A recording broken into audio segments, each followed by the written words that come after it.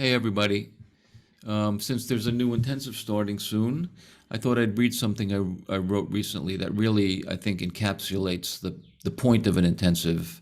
If you've been on one of my open meetings, you definitely get a good idea of the beginning of my work.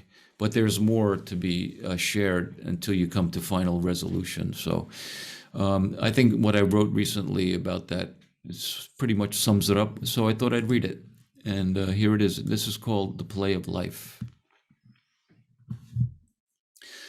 There's a concept held by some spiritual teachings and people that the world of form, meaning everything known from the five senses, thoughts, emotions, and sensations, everything we experience and perceive is an illusion. By this, they mean it doesn't actually exist. There's no reality to it. This concept, when misunderstood, is a dualistic view which separates the mundane from the divine, or form from the absolute. In its extreme, it can be used as a denial of what is, an avoidance of or looking down upon what is in actuality the manifestation of God on earth. While it's true that there is in fact no substantiality to any objects and that they're all ephemeral, to say that they don't exist isn't the whole truth. I call this view being halfway around the circle. Before we come to know that which is essential to who we are, the knowing being that doesn't change and has been here our entire life, before we come to know that, we believe that there's only form, that I am this body exclusively, and that there's a world separate from myself.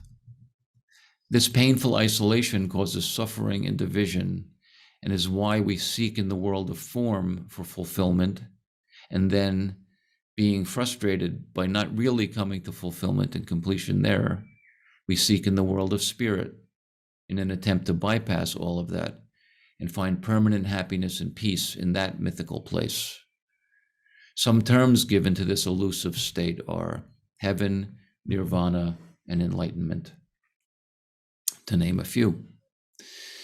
We believe there's a place or state that transcends and so nullifies form and all of its discomforts, a place other than that we are appearing as here and now, other than the ordinary, a place where we're never touched by life's limitations, a place of eternal peace and contentment, and so we seek for it.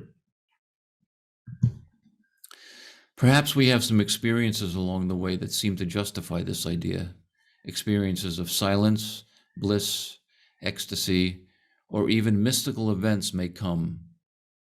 But we quickly see that all of these states also go, and we wind up again being our ordinary human self, lost again and back to seeking. Like an alluring drug, these experiences may keep us on the treadmill of seeking and longing for more similar experiences forever. And maybe some of you can relate to that. I certainly could when I was on the path. But by finally coming full circle, we realize the meaning of some of the great wisdom teachings.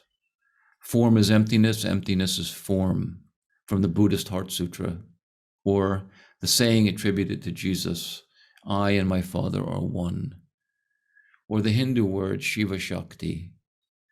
These all point to the truth that form is not separate from the divine, but is in fact the very face of the divine, just as a wave is the very face of ocean. They are one, not separate. And this includes everything we know and experience. To see God, or the Absolute, all one has to do is look at what's appearing now. This is it. You, as you are appearing right now, are it. Whatever you see or experience is it. When I was living in Pune, India, about 6 months after having met my last teacher, this was, I think, 2005 maybe, and odd things started happening. For about a month, on and off, It felt as if a vortex of energy was swirling in my consciousness, bringing me again and again to here and now, to my own body-mind as I was. And one day a sort of click happened, and this movement stopped dead. I realized in that moment, I am the end of the line.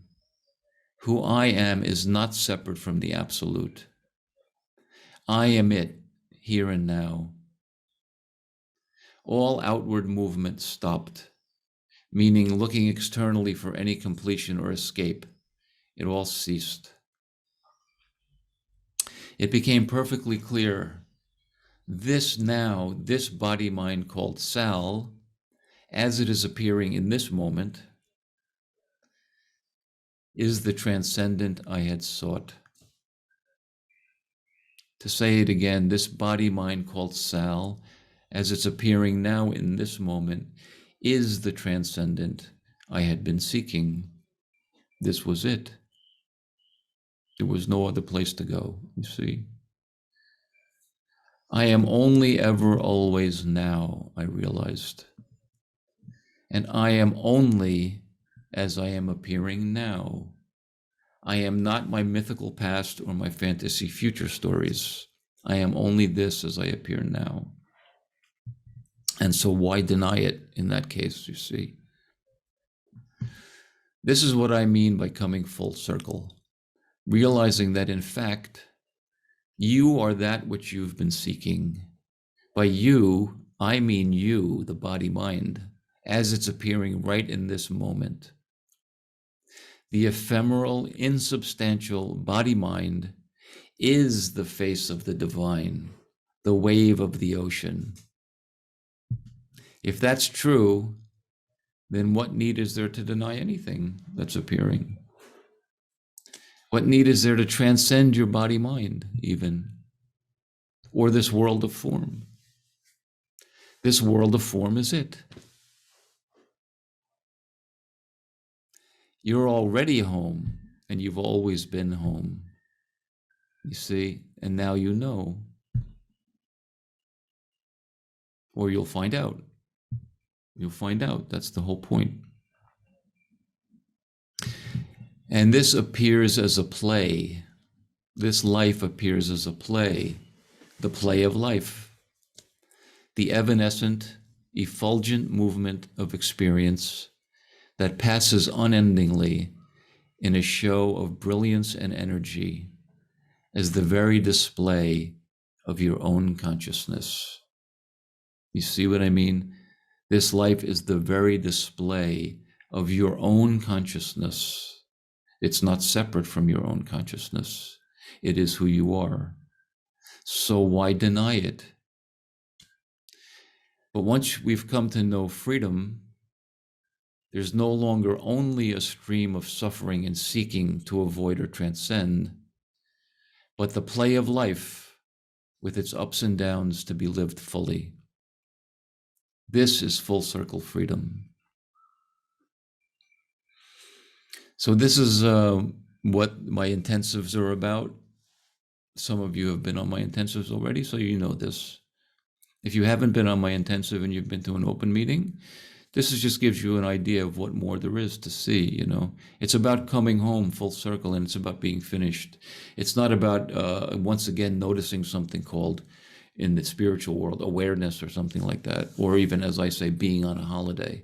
It's not about that. It's about being finished, realizing that you're it. This is called what I call full circle, the end of the line.